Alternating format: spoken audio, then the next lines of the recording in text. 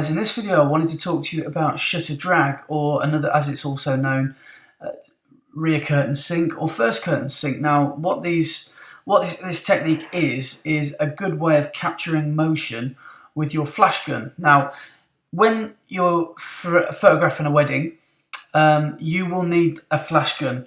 I really don't think you can get through a whole wedding day without a flash gun. You really need one. Now what I was doing is using it to my advantage, and I was firing it at the subject, and I was also exposing for a little bit longer, which obviously brings out the movement in the background, because the flash will it will freeze the closest people to the camera, and towards the back of the frame you'll see a lot of movement, and especially in fast moving subjects. So if you've got a lot of people that are dancing, then obviously you'll create a really nice little effect. Now I wanted to talk to you in order of a few photos that I've done recently. Now this one is at a wedding that I did last week when Cotton Eye Joe came on, and of course everyone started do-si-doing, and there was some pretty comedy moments, so I thought this would be a great photo. Now I really like this photo because I was obviously in the thick of it, which you can obviously see, which I like, and you can see that there's motion in the picture, and there's also the flash has enabled the camera to freeze the action. So as well, one more cherry on the cake, the final cherry on the cake, is it really captures the ambient light. You can see the greens and the blues and the purples in the background, which I think is really cool. Now at the top you can see my shot settings there. So I was at 0.4 of a second. I made sure my aperture was wide as possible, which is f4, and my ISO was reasonably low, which is 250. Now moving on to later on in the night, I think this is when Bon Jovi came on. Now these two gents were having a whale of a time, and you can see here with the if you look at the hand, the gentleman in the middle's hand, you can see that there's a slight movement of where his hand started to where it finished up. So the camera flashes and freezes what's going on, but it allows you to expose other things that are going on. And if you look towards the back of the frame, you can see some people that are blurry. Those two guys in the middle ground, they're almost ghostly. You can sort of see through them, and the guys behind them in the band, you can see that their motion has been blurred because they're further away. So what I'm saying is the flash, the closer you are to your subject, the more that you'll freeze them, and the more that you'll create a better subject.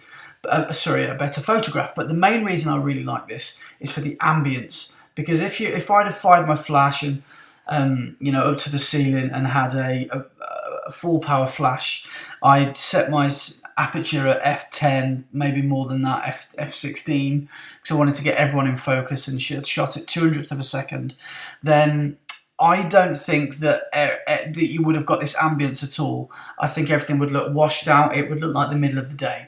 So that is one of the reasons that I really love this technique. And with this picture, I mean, this guy's face makes it for me anyway, compared to his wife's. She's having a whale of a time, and he looks like he's not bothered at all. But I think he's a bit of a showman, so I think he might be posing for the camera.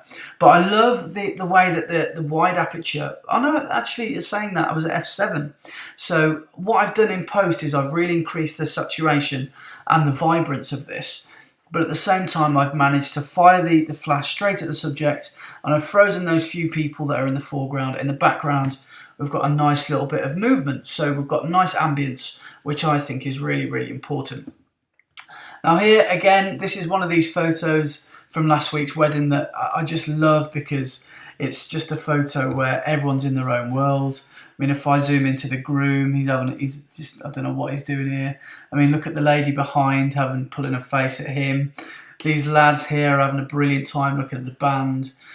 Whatever the band are doing is brilliant. Now this young lady is taking a selfie. These two blokes have got the ties on the head. So it's brilliant.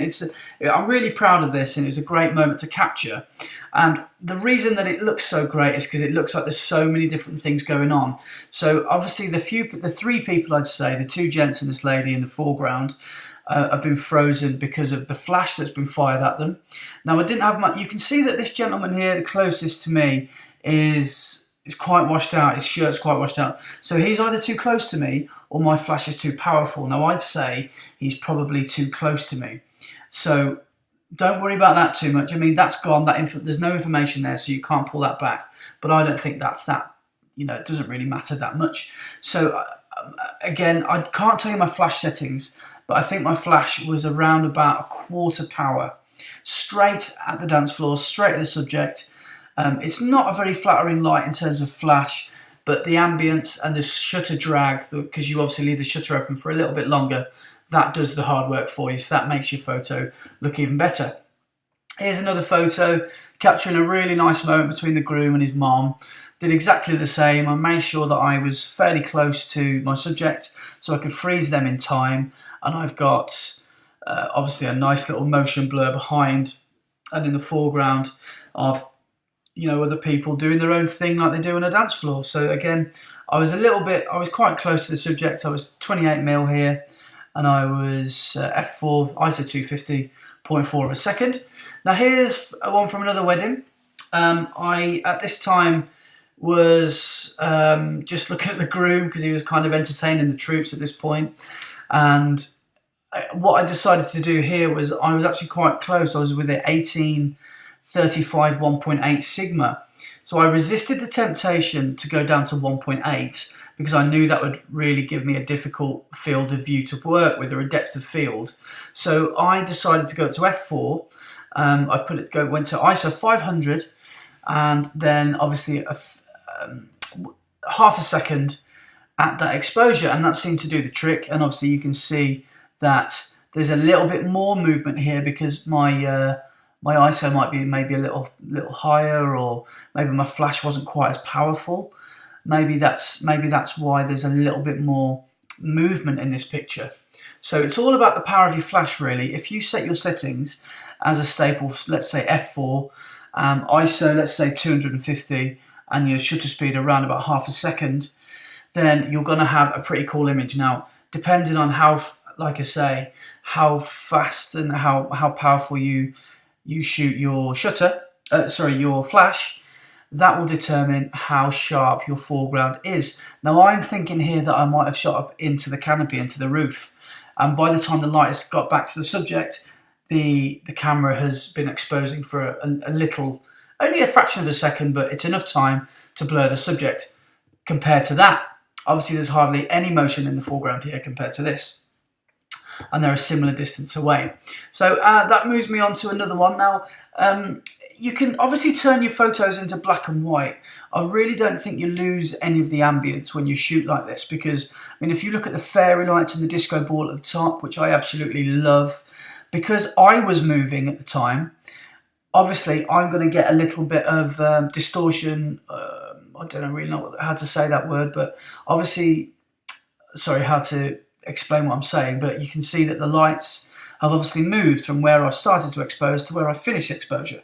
And obviously, because of that, everything that's still has moved slightly. And because they're so small and so bright, I think they look like stars in the sky. They look brilliant, don't they? So that's a really cool thing to do. And with this, again, I was at ISO 320, f7 as a safety net, so I can get lots of people in focus. And I exposed for a quarter of a second, making sure that I can really capture all the ambience. So you can see the lead singer of the band there giving it some. You can see the guitarist. You can see this couple here in the foreground having a boogie, the guy with a kilt, and then you've got the ladies at the back of the dance floor. And we can even see someone as far over as even in that window. So there's plenty of stuff going on.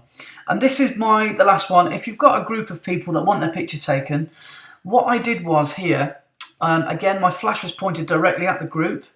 I left my settings as they were, and I set it to 2-second timer. And after 1.5 seconds, I jumped in the air and I was moving my camera. So above these people was a chandelier, and obviously that has just blurred the movement, giving it a bit of motion because I was moving. But the setting that I chose enabled this group of people here to remain sharp. So that is a quick sort of guide to how I shoot evening photography. It just gives your evening photography a little bit more punch and a little bit more fun.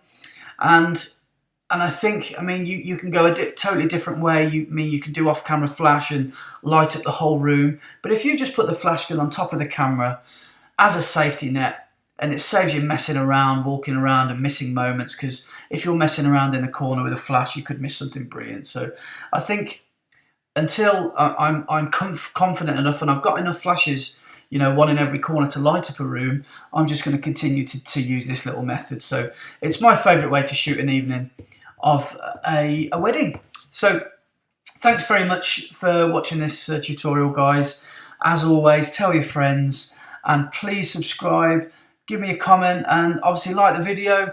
And thanks very much, and there'll be more videos coming soon. Thanks a lot, guys. Cheers.